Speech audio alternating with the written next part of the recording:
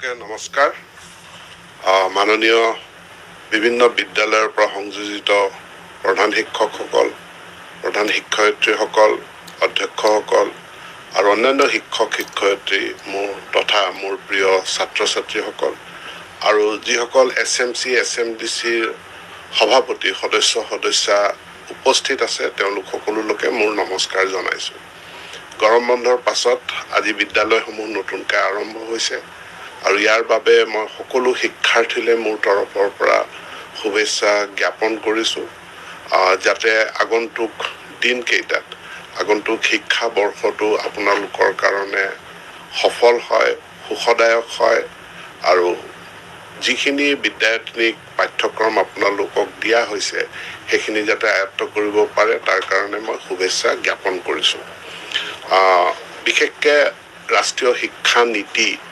নতুনকৈ প্ৰৱৰ্তিত হৈছে আৰু আমি অসম চৰকাৰে তাক খৰতকীয়াকৈ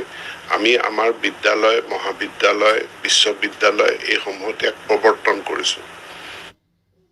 ये है इंडिया के पुराने इन्वेस्टिंग की दुनिया। এইসমূহত ইয়াক প্ৰৱৰ্তন কৰিছোঁ। আমি সকলোৱে জানো যে শিক্ষাৰ অধিকাৰ আইন 2009 চনত গৃহীত হৈছিল আৰু ভাৰতবৰ্ষৰ সংবিধানে সকলো শিশুক 14 বছৰ বয়সলৈকে সকলো শিশুক সাৰ্বজনীন আৰু বিনামূলীয়া শিক্ষা লাভৰ অধিকাৰ প্ৰদান কৰিছে। গতিকে আমি নাগৰিক হিচাপে, আমি শিক্ষক হিচাপে, শিক্ষয়িত্ৰী হিচাপে, অভিভাৱক হিচাপে আমি সম্পূৰ্ণৰূপে দায়বদ্ধ শিশুৰ প্ৰতি। এইটো তেওঁলোকৰ সাংবিধানিক অধিকাৰ সম্পূৰ্ণ সাৰ্বজনীন আৰু বিনামূলীয়া শিক্ষা প্ৰদান কৰাৰ ক্ষেত্ৰত। ইয়াৰ কাৰণে আমি বিনামূলীয়া পাঠ্যক্ৰম, পাঠ্যপুথি, মিড ডে মিল, ইউনিফৰ্ম এই গ্ৰাণ্টসমূহ বিদ্যালয়সমূহলৈ দি আহিছোঁ।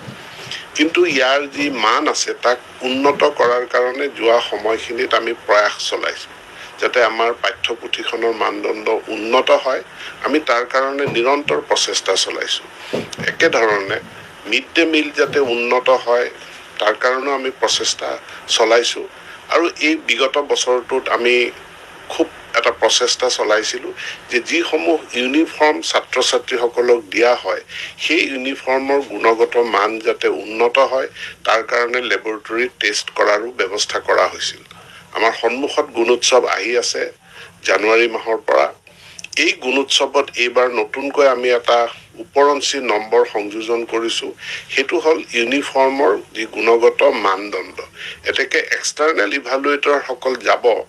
তেওঁলোকে আন্তঃগাঁথনি, কমিউনিটি পাৰ্টিচিপেশ্যন আদি বিভিন্ন দিশ চোৱাৰ উপৰিও তেওঁলোকে বিশেষভাৱে ইউনিফৰ্মৰ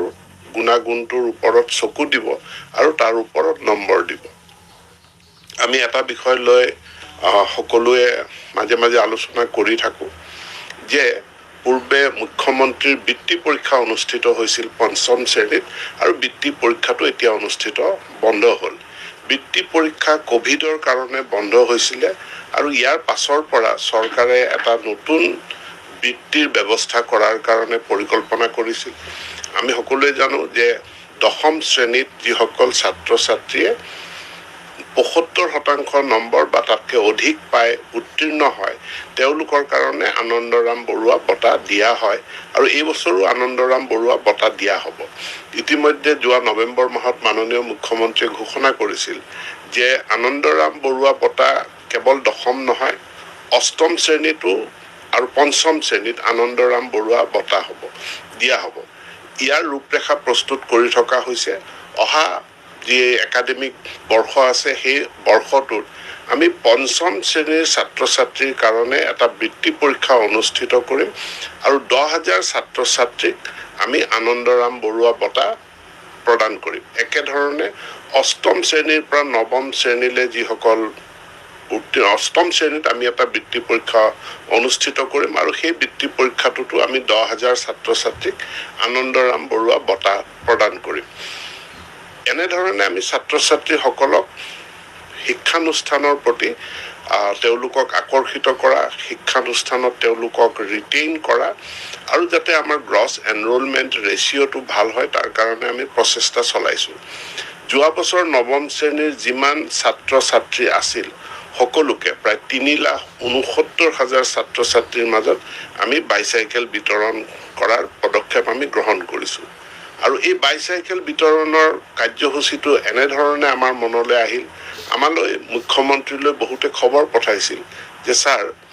স্কুলসমূহৰ একত্ৰীকৰণ কৰাৰ ফলত বিদ্যালয়লৈ আমাৰ দূৰত্ব বাঢ়ি গৈছে গতিকে আমি যাতায়াতত অসুবিধা পাইছোঁ কাৰণ আমাৰ নীতি অনুযায়ী যিমানবিলাক আমাৰ হাইস্কুল আছে প্ৰতি 5 কিলোমিটাৰ ব্যাসাৰ্ধৰ ভিতৰত মিনিমাম এখন হাইস্কুল বা মাধ্যমিক বিদ্যালয় থাকিব লাগে এতেকে 5 কিলোমিটাৰ ব্যাসাৰ্ধৰ ভিতৰত যেহেতু এখন স্কুল থাকিব আৰু নৱম শ্ৰেণীলৈ উত্তীৰ্ণ হোৱাৰ লগে লগে ছাত্ৰ বা ছাত্ৰীগৰাকীয়ে যদি এখন চাইকেল লাভ কৰে তেখেতৰ বিদ্যালয়লৈ অহা যোৱা কৰাৰ সমস্যাটো সমাধান হ'ব এই বছৰো আমি এই চাইকেল প্ৰদান কৰিম আৰু ইয়াৰ পাছত এই বছৰ অসম চৰকাৰে আনন্দৰাম বৰুৱা বঁটাও দিব তাৰ ওপৰঞ্চি নতুন আঁচনি এখন গ্ৰহণ কৰিছে সেইখন হ'ল নিযুত মইনা এই নিযুত মইনা আঁচনিৰ মূল লক্ষ্য হ'ল যে বাল্য বিবাহ বন্ধ হোৱা আৰু খুব কম বয়সত বাল্য বিবাহ নহলেও কম বয়সতে আমাৰ ছাত্ৰীসকল তেওঁলোক যাতে বিয়াত সোমাই নাযায় তেওঁলোকে যাতে হায়াৰ এডুকেশ্যনলৈকে আগবাঢ়ে তাৰ কাৰণে নিযুত মইনা আঁচনিখন লোৱা হৈছে যাৰ অধীনত যিসকল ছাত্ৰীয়ে একাদশ শ্ৰেণীত নামভৰ্তি কৰিছে এইবাৰ তেওঁলোকে 10 মাহৰ কাৰণে 1,000কৈ টকা অসম চৰকাৰৰ পৰা নিযুত মইনা আঁচনিৰ অধীনত লাভ কৰিব একেধৰণে যিসকলে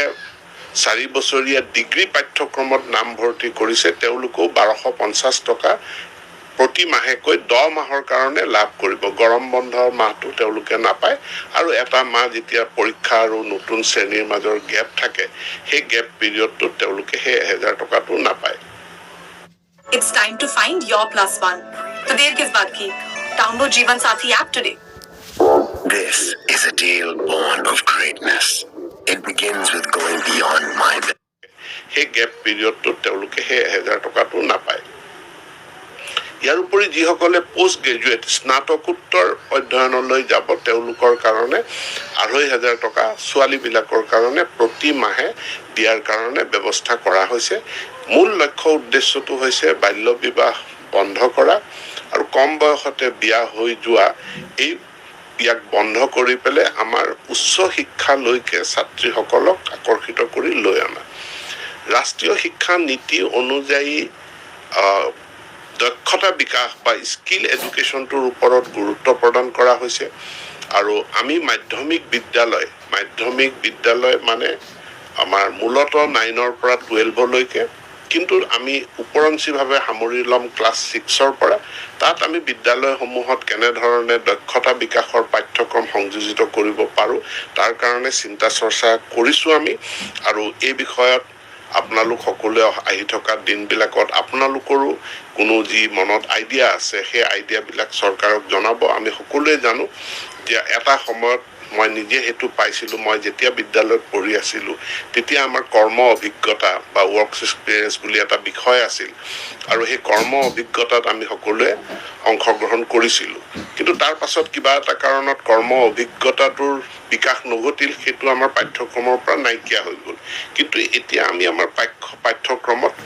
স্কিল ডেভেলপমেন্ট এইটো আমি সংযোজিত কৰিব বিচাৰিছোঁ কাৰণ কেৱল আমাৰ শিক্ষাটো ডক্টৰ ইঞ্জিনিয়াৰৰ কাৰণে প্ৰস্তুতি পৰীক্ষাত কেন্দ্ৰীভূত হৈ থাকিলে আমি সফল হ'ব নোৱাৰিম কাৰণ সকলোৱে ডক্টৰ নহয় সকলোৱে ইঞ্জিনিয়াৰ নহয় আমাক বেলেগ বেলেগ ক্ষেত্ৰসমূহতো আমাক হিউমেন ৰিসোৰ্স বা মানৱ সম্পদ লাগে সেই মানৱ সম্পদ আমি কেনেধৰণে গঢ় দিম তাক আমি তাৰ কাৰণে আমাক পাঠ্যক্ৰম নিশ্চিতভাৱে লাগিব আজি ৰাতিপুৱা মোৰলৈ এজন ব্যক্তিয়ে এটা হোৱাটছএপ মেছেজ পঠাইছে স্যাৰ আজি স্কুল খুলিব 1 আগষ্ট গৰম বহুত বেছি গতিকে চৰকাৰে গৰম বন্ধটো 15 আগষ্টলৈকে আগুৱাই দিব নেকি বহু সময়ত বা আজিৰ শ্ৰেণীসমূহ 7টা বজাৰ পৰা আৰম্ভ কৰিব নেকি তো স্কুলৰ টাইমিং লৈ পেলে গৰম বন্ধ লৈ পেলে বিভিন্ন ধৰণৰ সংবাদ বিভিন্ন স্থানৰ পৰা আহি থাকে এতিয়া প্ৰত্যেক জিলাৰ পৰিবেশ বেলেগ বেলেগ হয় কোনোবা জিলাত যদি